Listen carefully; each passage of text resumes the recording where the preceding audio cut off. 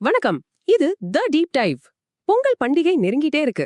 ஆமா, இப்போதே தெருவுல கரும்பு கட்டுகளையும் கடைகள்ல புது பானைகளையும் பார்க்க முடியுது. கரெக்ட். இந்த நேரத்துல தமிழ்நாட்டுல எல்லார் மத்தியிலயும் ஒரு பெரிய எதிர்பார்ப்பு இருக்குன்னா அது அரசாங்கம் கொடுக்க போற பொங்கல் பரிசு தொகுப்பை பத்தி தான். நிச்சயமா. ஒவ்வொரு வருஷமும் இது ஒரு பெரிய டாபிக் ஆயிடும்.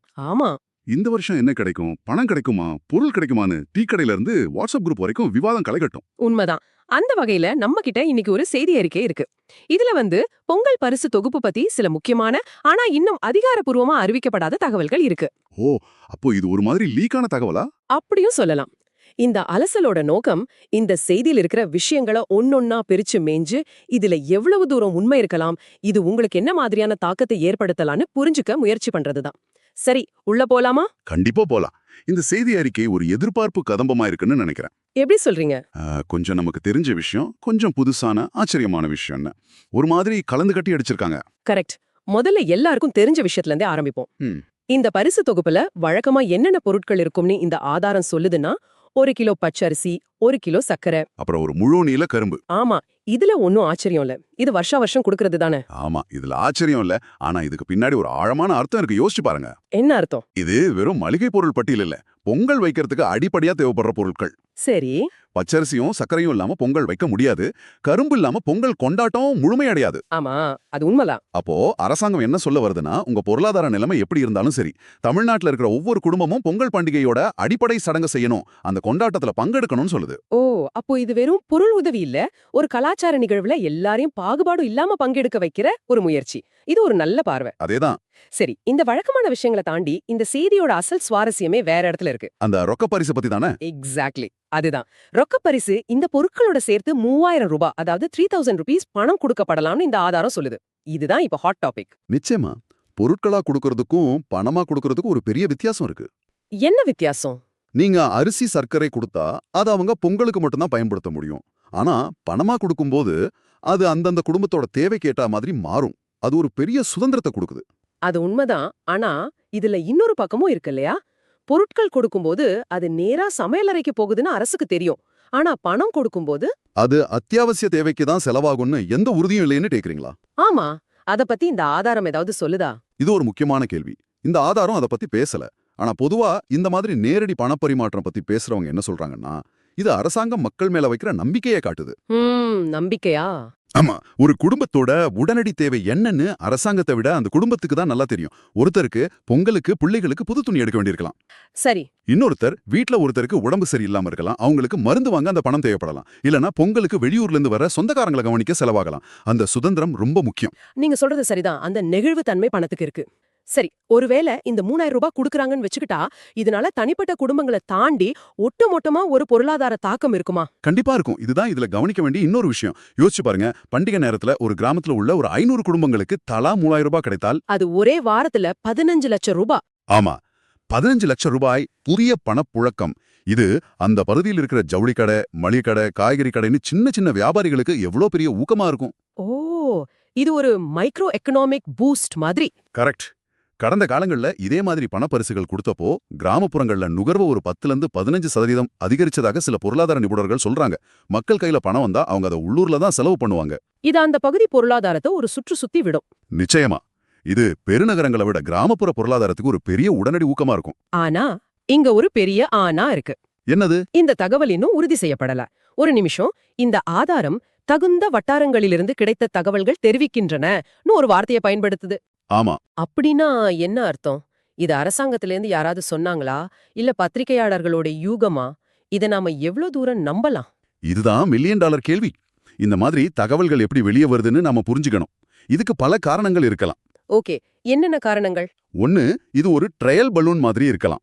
அதாவது அரசாங்கமே அதிகாரப்பூர்வமா அறிவிக்கிறதுக்கு முன்னாடி இந்த மாதிரி ஒரு செய்தியை கசிய விட்டு மக்கள் கிட்டயும் அரசியல் கட்சிகள் கிட்ட இருந்தும் என்ன மாதிரியான ரியாக்ஷன் வருதுன்னு பாப்பாங்க. அதேதான், எல்லாம் பாசிட்டிவா இருந்தா அறிவிப்பா மாறும். ஓகே, இது ஒரு உத்தி.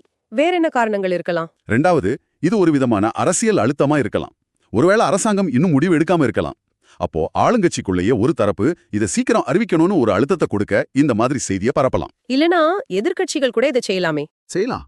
ஒரு எதிர்பார்ப்பை உருவாக்கி அரசாங்கத்தை ஒரு இக்கட்டான நிலைக்கு தள்ள முயற்சி செய்யலாம். மூணாவதா, இது வெறும் ஊடகங்களோட யூகமாவும் இருக்கலாம். ஓ, முந்தைய வருடங்களை வச்சு இந்த வருஷம் இவ்வளவு கொடுக்கலான்னு அவங்க ஒரு கணக்கு போட்டு செய்தியா வெளியிடுவாங்க. அப்போ இதுல எது உண்மைன்னு தெரியாம மக்கள் மத்தியில ஒரு பெரிய எதிர்பார்ப்பு மட்டும் உருவாகிறது. ஒருவேளை அரசாங்கம் ஒரு 2000 ரூபாய் தான் அறிவிச்சாங்கன்னா 3000 ரூபாய் எதிர்பார்த்த மக்களுக்கு அது ஒரு ஏமாற்றமா அமைய வாய்ப்பு இருக்கு. ஆமா இல்லையா? நிச்சயமா. இதுதான் இந்த மாதிரி உறுதிப்படுத்தப்படாத தகவல்களோட பெரிய சிக்கல். இது எதிர்பார்ப்புகளை நிர்வகிக்கிறத ரொம்பவே கஷ்டமாக்கிடும். சரி. சரி, இந்த 3000 ரூபாய் பணமே ஒரு பெரிய விஷயமா இருக்கும்போது இந்த ஆதாரம் இன்னொரு திட்டத்தையும் இதோட இணைச்சு பேசுது. ஆமா, அது அடுத்த முக்கியமான பாயிண்ட், மகளிர் உரிமை தொகை. கரெக்ட். தகுதியுள்ள பெண்களுக்கு மாசம் 1000 ரூபாய் கொடுக்கற அந்த திட்டம். இந்த முறை பொங்கலை முன்னிட்டு வழக்கமான தேதியை விட சீக்கிரமாவே வங்கி கணக்குல வரவு வைக்கப்படணும் இந்த செய்தி சொல்லுது. இது ஒரு புத்திசாலித்தனமான நிர்வாக நடவடிக்கையா பார்க்கப்படுது. எப்படின்னா, ஒரு திட்டத்தோட பலன் மக்களுக்கு எப்போ அதிகமா தேவையோ அப்போ கொண்டு போய் சேர்க்கிறது. பொங்கல் சமயத்துல தான் செலவுகள் அதிகமா இருக்கும். ஆமா, அந்த நேரத்துல பணம் கைக்கு வந்தா அது ரொம்ப உதவியா இருக்கும். அப்போ இந்த ஆதாரம் இந்த 2 விஷயத்தையும் இணைச்சு பார்க்குது. பொங்கல் பரிசு பணம் 3000 ரூபாய், மகளிர் உரிமை தொகை 1000 ரூபாய். ஆக மொத்தம் 4000 ரூபாய். கரெக்ட். ஆதாரம் என்ன சொல்ல வருதுன்னா, மகளிர் உரிமை தொகை வாங்குற ஒரு குடும்பத்துக்கு பொங்கல் பரிசா எதிர்பார்க்கப்படுற இந்த 3000 ரூபாயும் முன்கூட்டியே வர்ற உரிமை தொகை 1000 ரூபாயும் சேரும்போது பண்டிகைக்கு முன்னாடி அவங்க கைக்கு மொத்தமா 4000 ரூபாய் கிடைக்க வாய்ப்பு இருக்கு.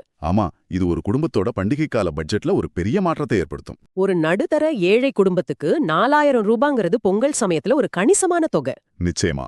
பிள்ளைகளுக்கு புது துணி, வீட்டுக்கு தேவையான பொருட்கள், பண்டிகை கால பலகாரங்கள், சொந்த ஊருக்கு போற பஸ் செலவு, ஆமா, நிறைய விஷயங்களுக்கு இது ஒரு பெரிய ஆதரவா இருக்கும். ஆமா, பண்டிகை காலங்கிறது சந்தோஷம் மட்டும் இல்ல, பல குடும்பங்களுக்கு அது ஒரு நிதி நெருக்கடியான நேரமும் கூட. அந்த நெருக்கடியை குறைச்சு அவங்கள மன நிம்மதியோட பண்டிகையை கொண்டாட வைக்க இந்த மாதிரி நிதி உதவி வழிவகுக்கும். சரி, இவ்வளவு விஷயங்கள் நல்லா தான் இருக்கு. ஆனா இது நடைமுறைக்கு சாத்தியமா?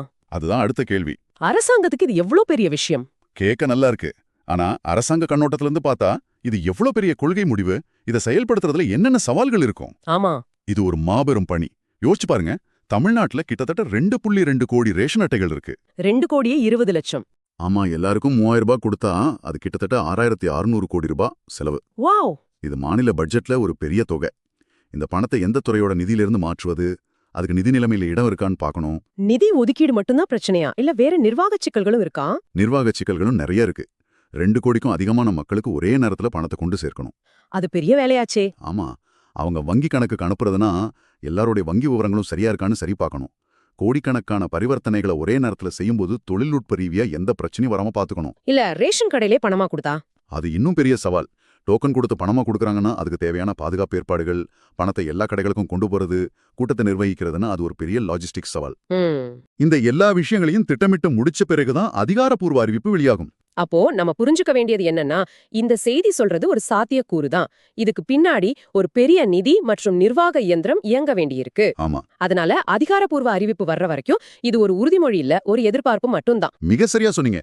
இந்த வேறுபாட்டை புரிஞ்சுக்கிறது ரொம்ப முக்கியம். சரி, இன்னைக்கு நம்ம பார்த்த இந்த அலசல ஒரு தடவை தொகுத்து பார்க்கலாம். வரப்போற பொங்கல் பரிசு தொகுப்புல வழக்கமான அரிசி, சர்க்கரை, கரும்பு கூட ஒரு பெரிய சர்ப்ரைஸா 3000 ரூபாய் ரொக்க பணம் கிடைக்கலாம்னு ஒரு செய்தி சொல்லுது. அதோட மகளிர் உரிமை தொகை வாங்குறவங்களுக்கு அந்த 1000 ரூபாயும் முன்கூட்டியே கிடைக்க வாய்ப்பு இருக்கிறதால தகுதியுள்ள குடும்பங்களுக்கு மொத்தமா 4000 வரைக்கும் ஒரு நிதி உதவி பொங்கல் நேரத்துல கிடைக்கலாம்னு இந்த ஆதாரம் சுட்டிக்காட்டுது. ஆனா இந்த எல்லா தகவல்களும் இன்னும் உறுதி செய்யப்படாதவை.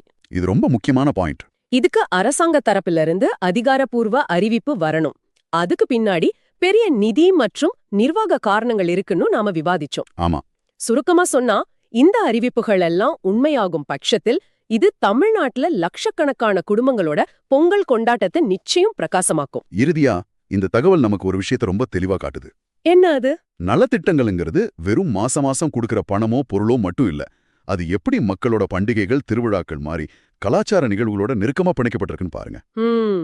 ஒரு பண்டிகைய மக்கள் நல்லபடியா கொண்டாட அரசாங்கம் உதவுறது அரசுக்கும் மக்களுக்குமான உறவை வலுப்படுத்த ஒரு முக்கிய கருவியா இருக்கு. ரொம்ப அருமையான பார்வை. சரி, இந்த தகவல்களை எல்லாம் உங்களுக்கு கொடுத்தாச்சு. ஆனா நீங்க யோசிச்சு பாக்குறதுக்காக ஒரு கேள்வியை நாங்க விட்டுட்டு போறோம். ஆமா, ஒரு கேள்வி நம்ம மனசுல வருது. இந்த மாதிரி பண்டிகை காலத்துல கொடுக்கிற பண உதவி அந்த நேரத்து சந்தோஷத்துக்கும் உடனடி தேவைகளுக்கும் உதவுறதோட சரிதானா? இல்ல, இது மக்களோட நீண்டகால பொருளாதார நிலையில ஏதாவது ஒரு குறிப்பிடத்தக்க நேர்மறையான மாற்றத்தை ஏற்படுத்துமா?